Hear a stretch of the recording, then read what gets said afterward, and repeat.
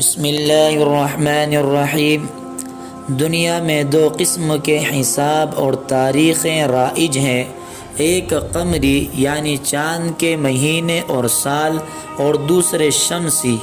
تو چاند کی تاریخ کو عربی اور اسلامی تاریخ کہتے ہیں، اور شمسی حساب کو انگریزی تاریخ کہا جاتا ہے۔ شریعت کے حکام کا دار و مدار جو ہے وہ قمری حساب پر ہے، اس لیے اس کی حفاظت فرض کفایہ ہے۔ اگر سارے مسلمان انگریزی تاریخ کو اپنا لے اور قمری حساب کو چھوڑ دے، جس سے قمری حساب ضائع ہو جائے، تو سب لوگ گنہگار ہوں گے، اور اگر قمری حساب محفوظ رہے تو انگریزی تاریخ کا استعمال بھی جائز ہے۔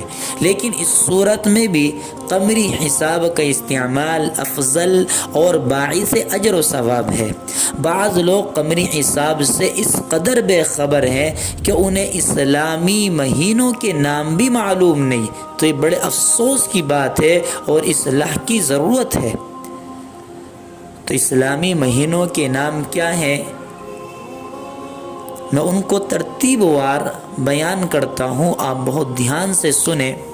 نمبر 1 محرم الحرام، نمبر 2 سفر المظفر، نمبر 3 ربیع الاول، نمبر 4 ربیع الاخر، نمبر 5 جمادی الاولی، نمبر 6 جمادی الاخری، نمبر 7 رجب المرجب، نمبر 8 شعبان المعظم، نمبر 9 رمضان المبارک، نمبر 10 شوال المکرم، نمبر 11 ذی قعدہ، نمبر 12 ذی الحجہ۔